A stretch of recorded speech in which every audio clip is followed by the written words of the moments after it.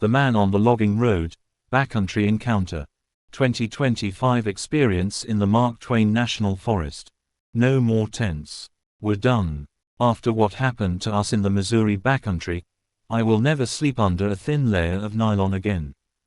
This isn't just another camping story, it's a warning about how vulnerable you really are out there, and how quickly an isolated campsite can turn you into a target for someone with evil intent. They say the Mark Twain National Forest is beautiful, and by day, it truly is. But there's a reason the locals tell stories about these hills. My fiancée and I were tent camping near Vienna, Missouri, deep in the hollows where the woods feel like they're watching you, miles from the nearest thread of civilization. This was our first time venture camping outside of a standard, regulated campground, and we had pushed further into the national forest than ever before. We were over 60 miles into the wilderness, and the last small town we passed was at least 30 miles behind us.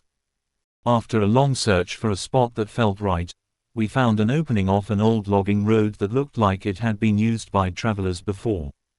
We pulled in and set up camp.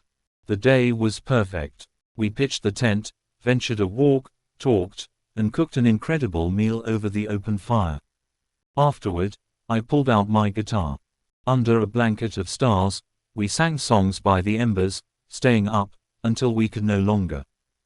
So around 11 p.m. we decided to retreat to the tent. The moon must have been at its peak because it flooded the forest floor with a brilliant, silver clarity. I have always been firm about praying a field of protection around my home at night, and that evening, we prayed a fervent prayer of protection around our campsite before closing our eyes. But suddenly, the feeling of the night shifted. An eerie, heavy atmosphere settled over the hollow. Something felt deeply, fundamentally wrong. We were about to face a night we would never forget.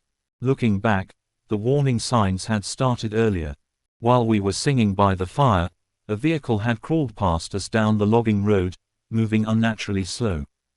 Being deep in the woods, we tried to brush it off, assuming it was just fellow campers looking for a spot. But later, as we sang by the fire, I thought I heard the distinct sound of a human voice out on the road. A heavy intuition settled in my chest. We had become the object of someone's attention out there.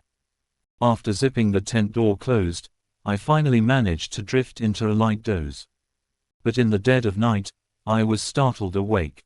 I didn't just wake up to the darkness of the tent, I woke up to a vision. My fiancée was sound asleep beside me, but my mind was instantly gripped by panic. In that moment, I didn't just feel danger, I saw it. The moment my eyes opened, a vivid image of a black pickup truck appeared in my spirit, as clear and sharp as a photograph. In my mind's eye, I saw the truck parked a good distance down the logging road. I saw a man who had walked the length of that road in total silence. He didn't make a sound. He just stood there at the edge of the road, maybe 75 feet from our tent, staring intently through the trees at our campsite. I could see him clearly in spirit. More than that, I could feel his thoughts. He wasn't out there to talk or ask for directions.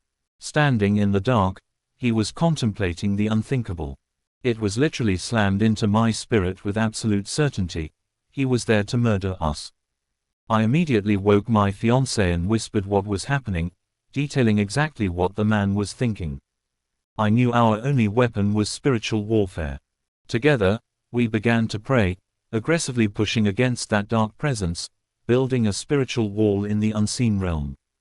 We prayed until, finally, I felt something break. I sensed his spirit turn and retreat back toward that black truck.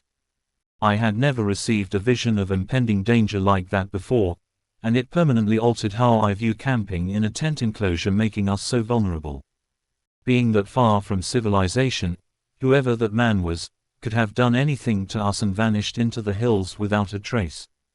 But by the grace of God, a profound sense of peace washed over me as he retreated. I knew God was keeping his hand upon us. Yet, I felt a distinct impression that God wanted us to experience that trial, a feeling my fiancée later confirmed she felt, too. We sat there in the silence of the tent on high alert, until the heavy oppression that had suffocated the camp was gone. We had fought a battle in the unseen, and by the grace of God, we had won. That logging road stayed dark and empty for the rest of the night, but the lesson was carved deep into our soul: out here in the deep backcountry, you are never truly alone. And sometimes, the only thing standing between you and the unthinkable is a prayer.